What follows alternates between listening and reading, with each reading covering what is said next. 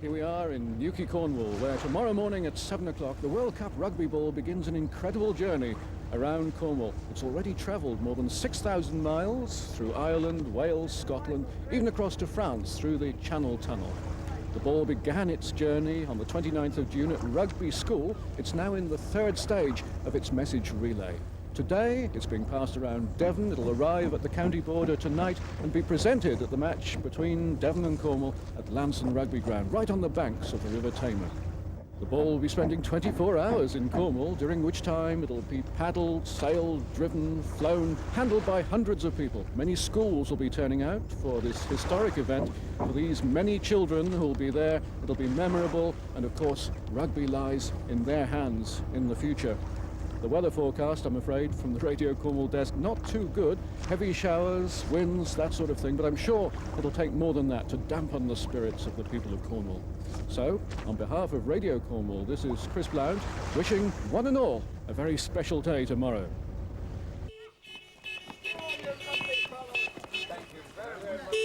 The World Rugby Cup Message Relay Cavalcade arrives on the Polson Bridge over the River Tamar, and the ball is presented to Mr. J.M. Williams, President of the Cornwall Rugby Football Union, by Mr. Reg Brewer, President of the Devon RFU.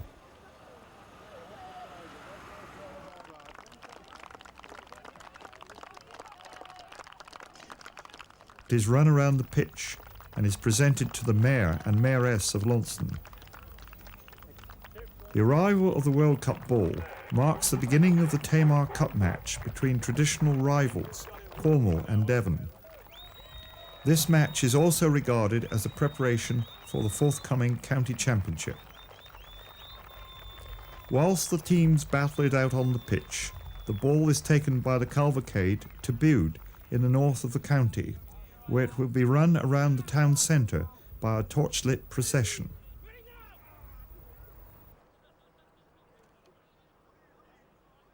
At Weybridge, Mr. J. Drummond Dunn, past President of the Camels, receives the ball. Next stop, Bodmin.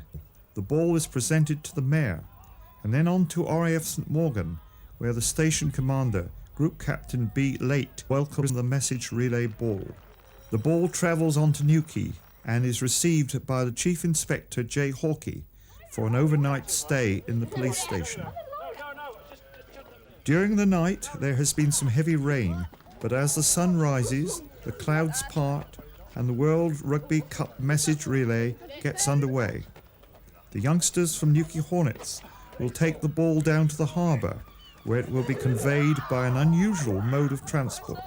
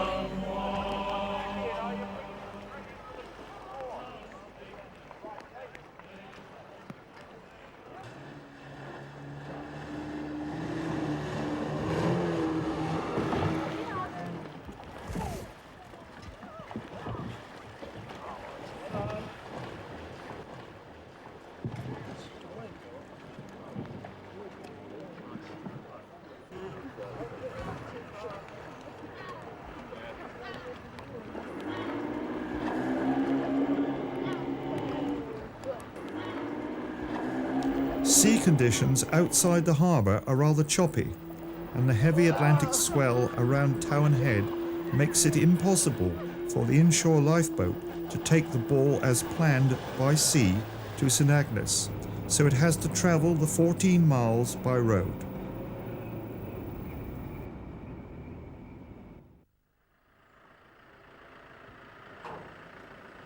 At Trevornant's Cove, the ball is handed over to Mr. G. Jones, president of St Agnes RFC, who in turn passes it to members of the Surf Lifesaving Club.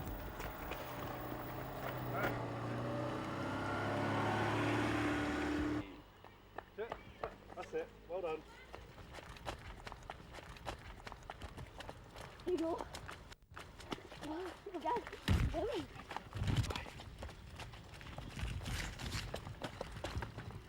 Oh, God. From the bottom of Stippy Stappy Lane, it is relayed by many local children up to St Agnes Church Town, where proud parents cheer the arrival of the ball. Next stop, Redruth. Down Hellfire Corner, boy. Right, corner.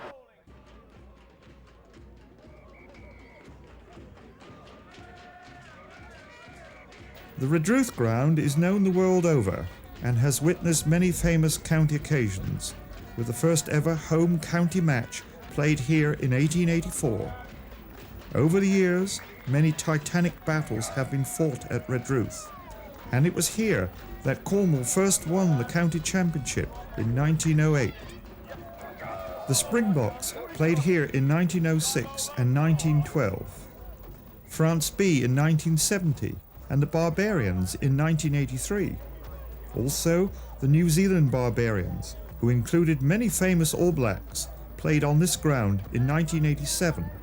And in addition, Romania, Canada, Japan, South Korea, and the USSR, three of whom appear in this year's final rounds of the World Cup, have played here at Redruth.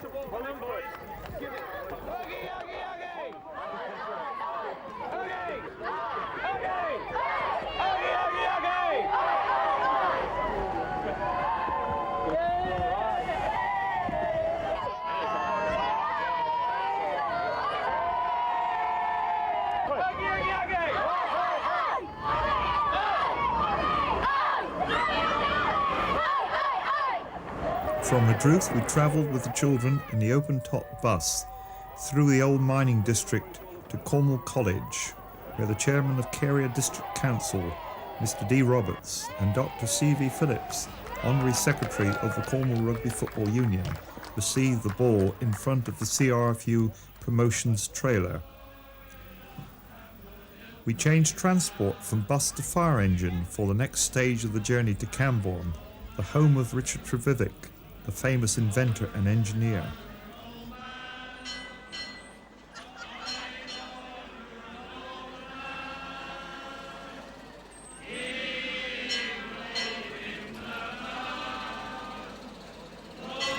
Before going to Camborne Rugby Ground, the ball isn't allowed to miss out on Going Up Camborne Hill, Coming Down.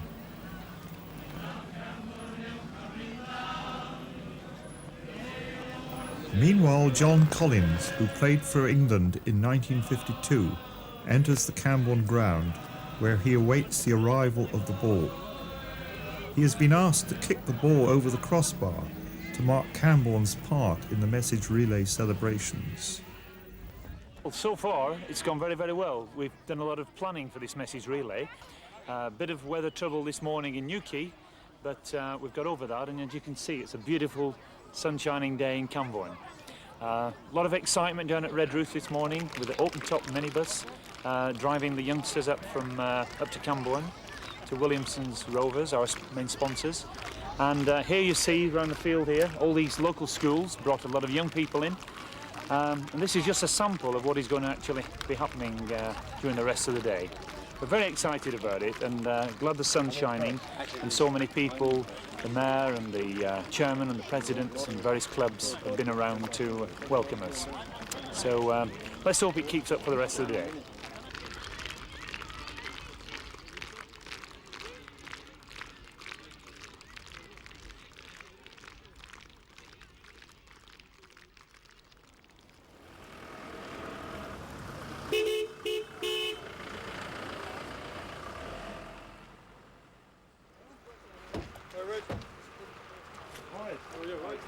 On to Hale with the cavalcade, and we're met by officials from the Hale RFC and the chairman of Penwith District Council, Mr. J. Leahy, who welcomes the ball into Penwith.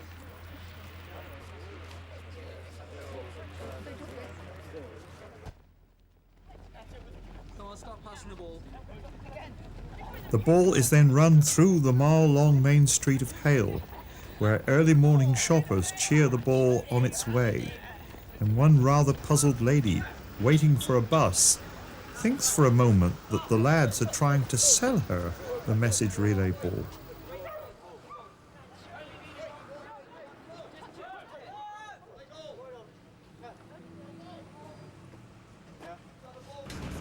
Right, that's it, I'm going home now.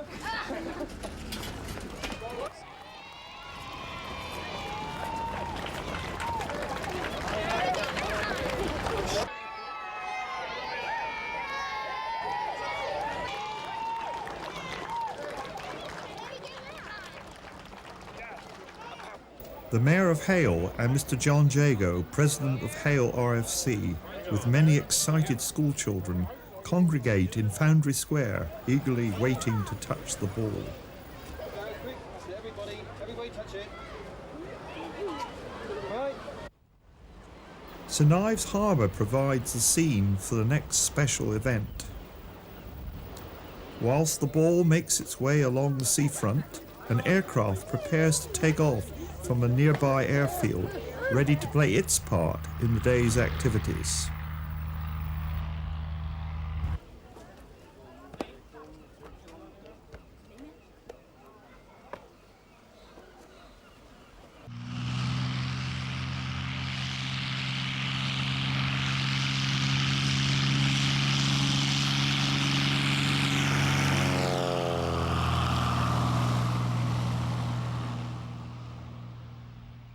Well, here we are at St Ives, and what we've tried to do is to reverse the Cornwall badge by having the yellow sand and the black pheasants in the Cornwall badge. We've got all the school children from 5 schools, and we've laid it on the beach. We've got an aerial photograph, and hopefully the plane will be able to take a photograph of the beach and the sea behind St Ives.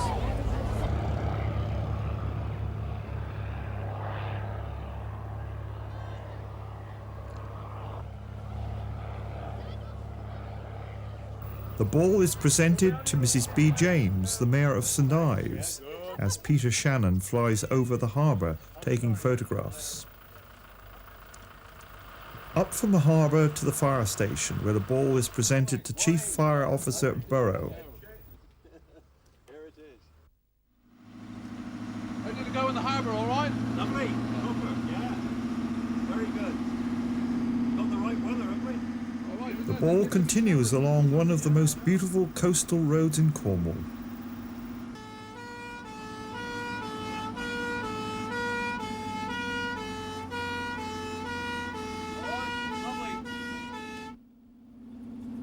Past the village of Zenner and along the twisting narrow roads to Gurnet's Head.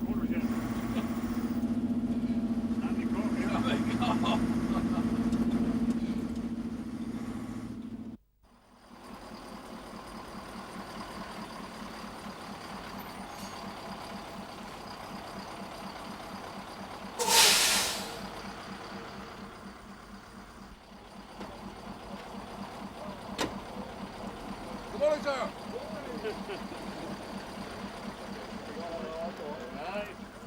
Don't drop it. Don't drop it, yeah, at least I used to play with this anyway. Thank you. Terrific. All right. We're on to St John's. Nice to see you, Yeah, Brian. and you, David. All the Thank you best. very much.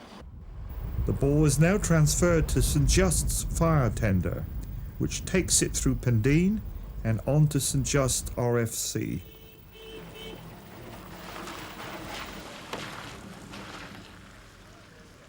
We got a fine chap here from the St Just School, and I'm going to present this now to Edward so he can continue on his way. Edward, over to you, sir. Well done. At Cape Cornwall School, the ball is met by Headmaster Rob Spowart and passed across the sports field by the children. It is finally converted over the most westerly set of goalposts in England. The sports field is only half a mile from the rugged Cornish cliffs, which take the constant pounding of the Atlantic Ocean. So far, all the hard work in planning today's route has gone very well, and it is very important not to be late getting to Land's End, as we have arranged a very special meeting with the Royal Navy.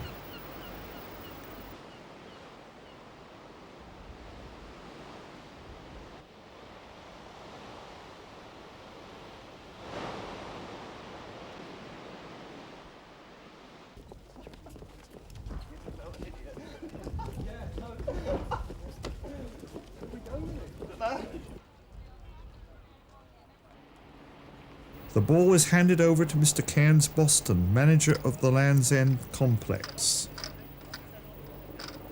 A Sea King helicopter from RNS Culdrose lands on the cliff top nearby.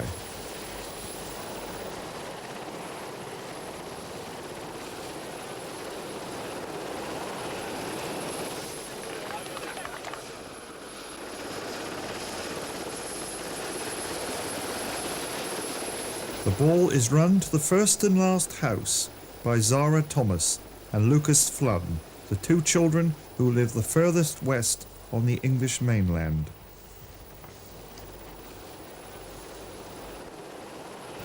The Royal Navy plays a very important part around the coast of Cornwall, saving many lives each year, rescuing people from the sea and generally keeping a watchful eye on the coastline.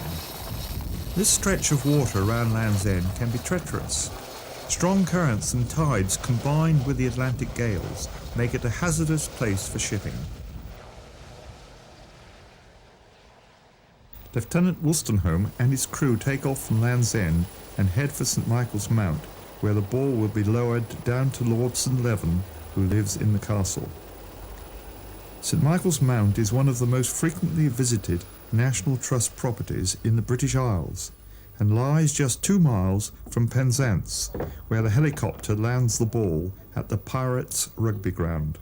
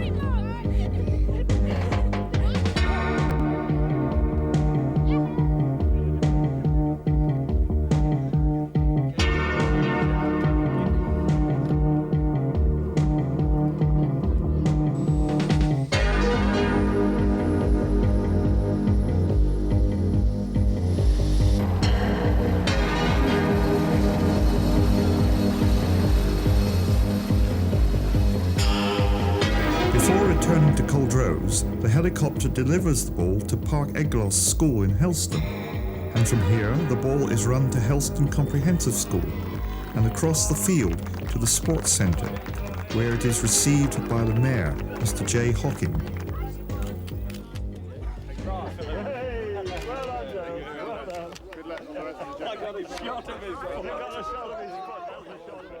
Next stop, Penryn.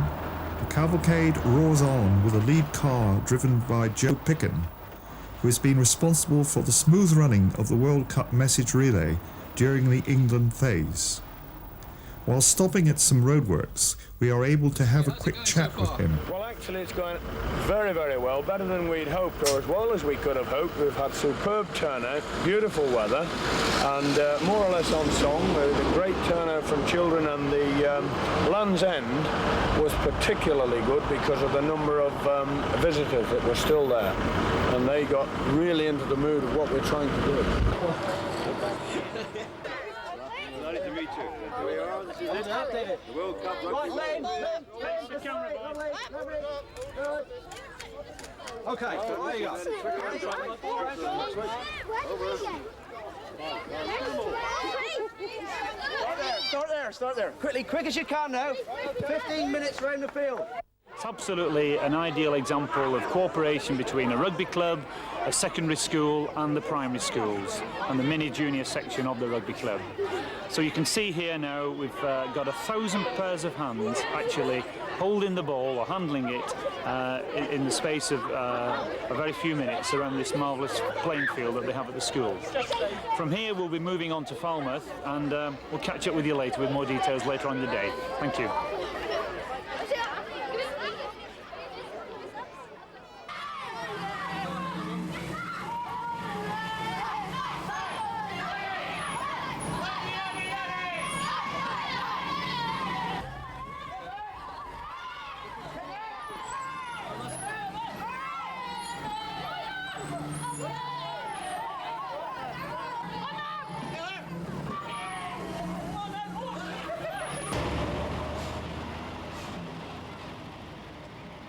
Another fire engine escort through the streets of Penryn and down to an awaiting police car, which hurries the ball off to Falmouth, where it is presented to the Mayor, Mrs. O. White. Hundreds of children have been given the afternoon off school to turn out on this lovely sunny day. Between the three of you, do your thing. Right. Can you come in a bit? You hold it as well. This is the famous ball. Okay, this way. Good. And again. Lovely. One more. Everybody's eating. Great. Thank you. There is an atmosphere of carnival and celebration on the streets of Falmouth. Everybody is keen to touch the ball and wish it luck on its way to Twickenham. We realise at this point that we are running late and a message needs to get to Truro to let the people know we are on the way. Paul Barnes of the CRFU Promotions Committee volunteers to take a ride on the back of our dispatch rider's motorcycle, and he sets off as the ball enters Falmouth's ground, where it is presented to County Selector Mr. D. Chatterton.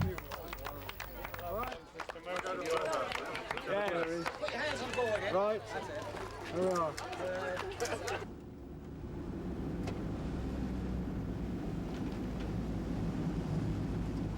Well, we're just arriving in Truro. The time is now about 4:10.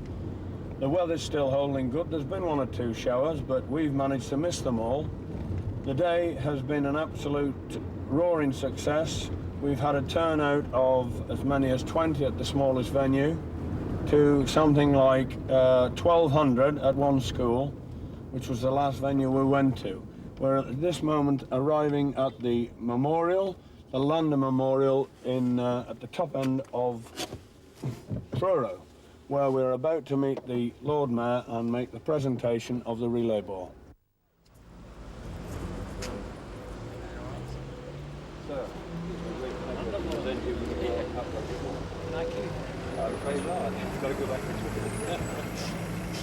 What was it like then? It was, I was praying for a traffic jam. And that was moderate. I did take it moderate. Oh dear, that was good though. It was super. Anything in the name of rugby.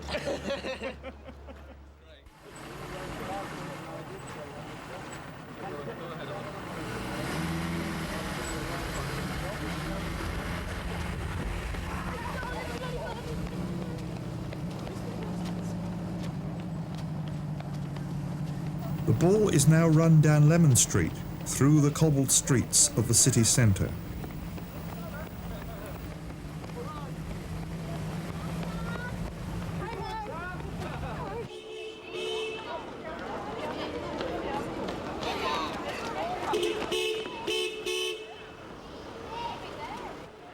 The Very Reverend Dean D. Sherlock and Mr. D. Roberts, Chairman of Cornwall County Council, accept the ball on the steps of the cathedral. Congratulations. Invested into the turf on a rugby ball that will always be interesting. There we are. Anyone else who knows that meeting? There you are. Hundreds of children and adults have passed the ball during the day, and this lady is obviously a rugby fan and proud that Cornwall are county champions of 1991.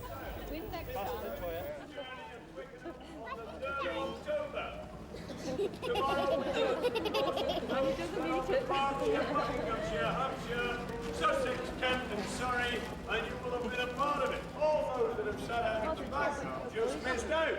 But if you hurry up, you're still in with a chance. And what I want you to do... There you are. Pass Charlie. No, to the alley.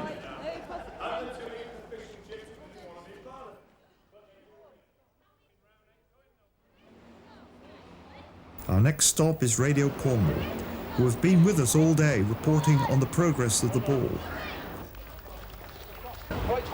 Jerry Clark, Radio Cornwall's sports producer, has a word with one of the runners going live on the 3 till T programme. Just bear with me for one moment. Let's quickly just look at the ball. It is a conventional rugby ball, and it's got official match ball, a Rugby World Cup 1991, a Webb Ellis ball.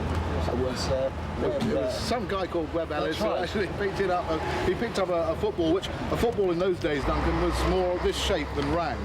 And I'm gonna pinch Joe Pickens' line here. He's not here at the moment, or he's not within earshot anyway. Who has been saying all day to the children, what does a football look like when it stops rolling? It looks round. What does a rugby ball look like when it stops rolling? It looks interesting.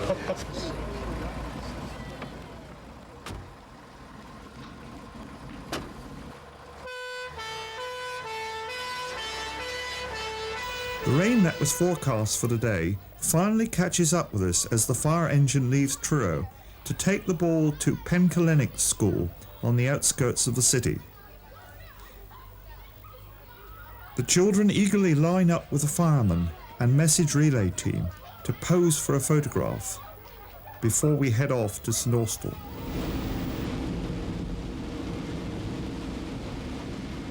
We still have another 40 miles to go before we can hand the ball back over the River Tamar and into Devon. A small but select reception committee await us at Restormel Council offices in St Austell, and having posed for photographs, our police escort gives the ball a run across the car park.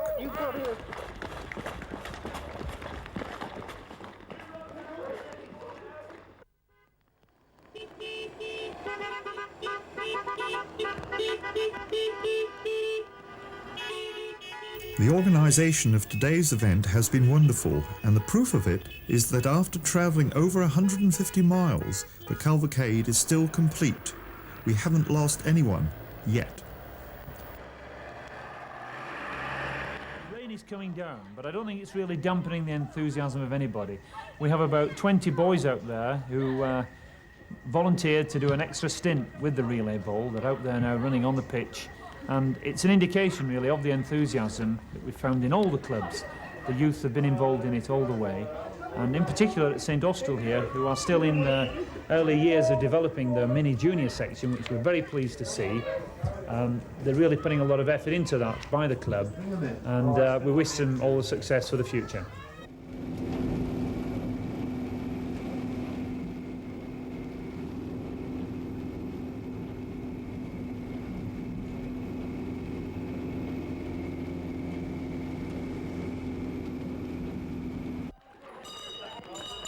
We arrive in Foy at 6:30 in the evening and splash our way through the narrow streets, accompanied by Mr. J. Penpraise, the town crier, and his team of messengers. Unperturbed by the heavy rain, there's even time for a quick speech on the steps of the King of Prussia.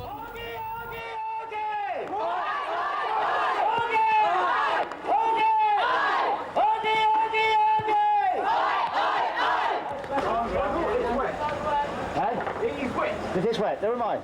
Nigel's going to say a few words. No, I'm not. Yes, you are. Yes, you are. When are you ready? No.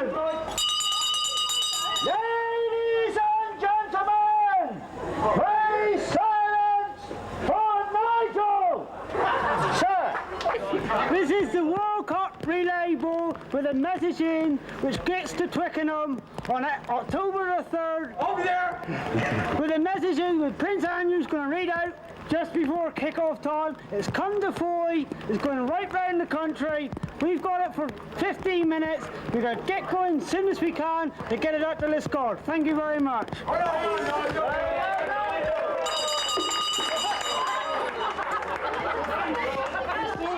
Throw back.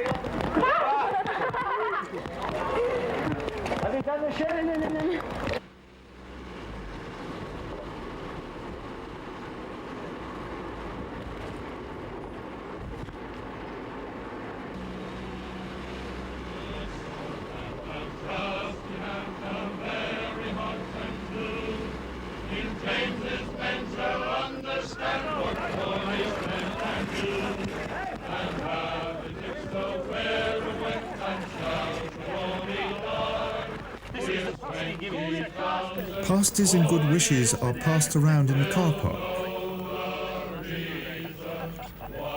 As the rain sets in for the night, we bid farewell to Foy and drive off to the far east of the county, stopping at the Scardloo RFC for a photo call.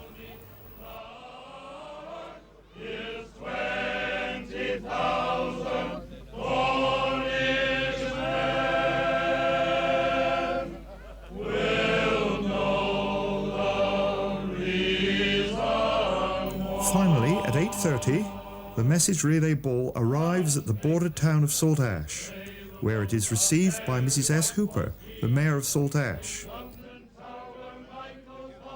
Mr. R. Roberts, Cornwall RFU's School Youth Liaison Officer, hands the ball over to a representative of Dorset and Wilts RFU.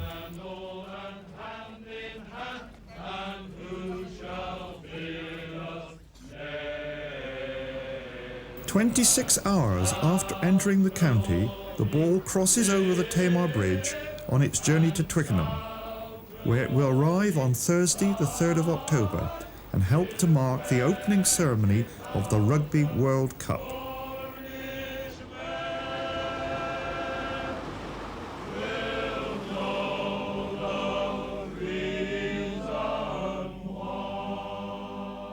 As county champions of 1991, Cornwall is proud to have been associated with the World Rugby Cup message relay.